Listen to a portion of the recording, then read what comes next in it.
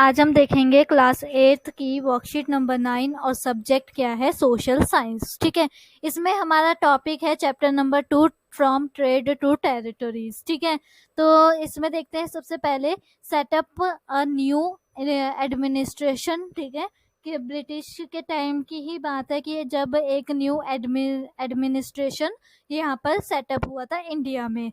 Governor General Warner Hastings from 1773 to 1785 was one of the many important figures who played a significant role in the expansion of company power। ठीक है, हमने east India company पढ़ी थी, वही है east India company की power. ये इन सारे जो मोस्ट इम्पोर्टेंट फिगर्स थे ना, ये वाले, इन सब ने और इंक्रीज कर दी। By his time, the company has acquired power not only in Bengal। उस टाइम पे ये जब था बंगाल के साथ था ईस्ट इंडिया का कंपनी का जो भी था, लेकिन क्या हुआ अब बंगाल तक नहीं, क्या था पहले बंगाल तक ही ये सीमित थे, लेकिन अब क्या हुआ है बट अब बंगाल तक सीमित नहीं है। अब कहाँ पर पहुंच चुके हैं, बम्बई पहुंच चुके हैं, जिसे अभी हम मुंबई कहते हैं, और मद्रास चेन्नई तक पहुंच गए थे। British territory was boundary divided into administrative units called presidencies. ठीक है, इन्हें क्या बोलते हैं, जो एक मतलब कि पूरी ब्रिटिश टेरिटरी को डिवाइड करती थी यूनिट्स में, एडमिनिस्ट्रेटिव यूनिट्स में, उन्हें हम क्या कहते हैं, पेरिडेनिस। ठीक है, उसके बाद क्या है, देयर वर द 3 पेनिटेंसीज, बंगाल में था, मद्रास में था और बम्बई में था। तो ये आपको याद रखने इन 3 के कि कहाँ कहाँ थे वो। ठीक है, ये 3 आपने नाम याद रखने हैं, बंगाल, मद्रास और बम्बई। इनकी ब्रांचेस थी। ठीक है, एक तरीके के आप ऐसे याद रख सकते हो कि इनकी ब्रांचेस फैली हुई थी। Each was ruled by a governor. ठीक है, तो ये रूल करते थे गवर्नर की तरह। The supreme of the head of the administrative was the governor general. ठीक है, तो जो इस एडमिनिस्ट्रेशन का हेड था उसे हम क्या कहते हैं, गवर्नर जनरल। ठीक है, उसके बाद आते हैं नेक्स्ट पैराग्राफ पे, क्या कह रहा है, Warren Hastings introduced several administrative reforms, notably in the sphere of justice। ठीक है, इन्होंने बहुत सारे रिफॉर्म्स, एडमिनिस्ट्रेटिव रिफॉर्म्स बहुत सारी क्या करी हैं, इंट्रोड्यूस करी हैं। और यहाँ पे क्या है, From 1772 a new system of justice was established। कब एक और नया एस्टेब्लिश हुआ था, 1772 में। Each district was to have 2 courts, a criminal court and a civil court. ठीक है, कौन कौन से 2 कोर्ट थे, हर एक डिस्ट्रिक्ट में 2 कोर्ट होते थे, एक क्रिमिनल होता था और एक सिविल कोर्ट होता था। और हिंदी में क्या कहते थे, क्रिमिनल कोर्ट को फौजदारी अदालत और सिविल को दीवानी अदालत। ठीक है, ये से ऐसे हिंदी में नाम था। उसके बाद नेक्स्ट क्या है, maulvis and Hindus pandit interpreted the Indian law for European district collectors who prescribe over the civil court. ठीक है, जो ये थे मौलवीज थे और हिंदू पंडित थे, वो सारे क्या कर रहे थे, इनकरप्ट कर रहे थे इंडियन लॉ को, किस लिए, यूरोपियन डिस्ट्रिक्ट के लिए। ठीक है, उसके बाद क्या है, the criminal court were still under a qazi and a mufti. ठीक है, इन दोनों के अंडर में था, कोई किसके अंडर में है, कुजाई और मुफ्ती के अंदर में है। To bring about uniformity in 1775 11 pandits were asked to compile a digest of Hindu laws. N B Halhed translate this digest into English. ठीक है, उन्होंने ट्रांसलेट कर दिया। उसके बाद क्या है, by 1778 a code of Muslim law was compiled for benefits of European जजेस। ठीक है, उनकी बेनिफिट के लिए इन्होंने एक नया लॉ लेके आए थे, क्या नाम था उनका, मुस्लिम लॉज। और under this regulating Act of 1773, a new Supreme Court was established while a court of appeal. ठीक है, उनके अपील से ये एक नया कोर्ट, सुप्रीम कोर्ट एस्टेब्लिश हुआ, और उसका नाम क्या था, द सरदार निजामुद्दीन अदालत और वॉज ऑल्सो सेटअप, ठीक है, कलकत्ता में ही सेटअप हुआ था। उसके बाद आते हैं नेक्स्ट पैराग्राफ पे।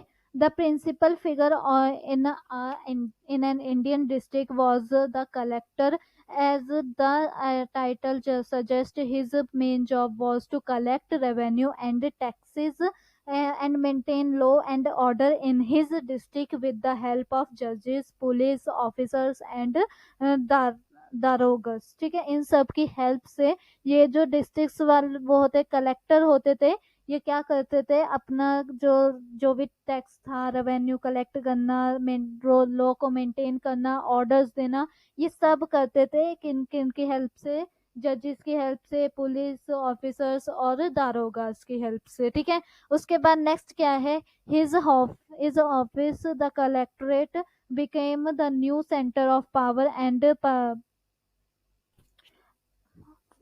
patronage that sadly replaced previous holders of authority, ठीक है। और वैसे ही मतलब कलेक्टर कैसे बनते थे, ये ऐसे करते थे। उसके बाद आते हैं नेक्स्ट पे, ये कुछ क्वेश्चंस देखते हैं क्या क्या क्वेश्चंस है। What was the meaning of presidency, which were the three presidencies of British East India company. तो देखो यहाँ पर हमने पढ़ा था क्या कौन कौन क्या नाम क्या क्या था। तो ये देखो यहाँ से, ये ब्रिटिश, ये जो बोल्ड लेटर से स्टार्ट है, यहाँ से लेकर हमारा ये मुंबई तक फर्स्ट का आंसर हो जाएगा, आंसर नंबर 1, ठीक है। ये आंसर नंबर 1 हो जाएगा।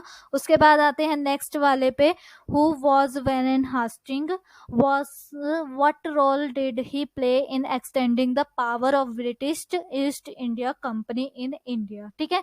तो ये कौन था और इसने क्या हेल्प करी है, क्या रोल प्ले करा है ब्रिटिश इंडिया कंपनी की, ईस्ट इंडिया कंपनी की पावर को बढ़ाने का, एक्सटेंड करने का इन इंडिया में, ठीक है। लेट्स सी, सेकेंड वाले का आंसर यहाँ पर हो जाएगा। देखो कि गवर्नर जनरल था वो, और कब से लेके कब तक, 1773 से लेके 1785 तक। और उसने क्या रोल प्ले किया, इम्पोर्टेंट फिगर्स थे, क्या क्या था, सिग्निफिकेंट रोल प्ले करा एक्सपेंशन ऑफ कंपनी की, कि पहले तो जब वो कंपनी आई थी तब वो बंगाल तक ही थी, लेकिन फिर उसके बाद उनके आते ही उन्होंने मद्रास और मुंबई में भी एक्सटेंशन उनकी कर दी। तो ये आंसर किसका हो जाएगा, ये आंसर नंबर 2 हो जाएगा, ठीक है। ये क्या हो जाएगा, आंसर नंबर 2 हो जाएगा। उसके बाद आते हैं नेक्स्ट वाले पे। नेक्स्ट क्या है, what major reforms did Warren Hastings bring in the field of justice। तो कौन कौन से उन्होंने मतलब कि करे थे, एडमिनिस्ट्रेशन खोले थे। तो यहाँ पर देखो हमने पढ़ा था कि उन्होंने बहुत सारे एडमिनिस्ट्रेशन रिफॉर्म्स खोली थी, और दो को हर एक डिस्ट्रिक्ट में दो दो कोर्ट्स थे, ठीक है।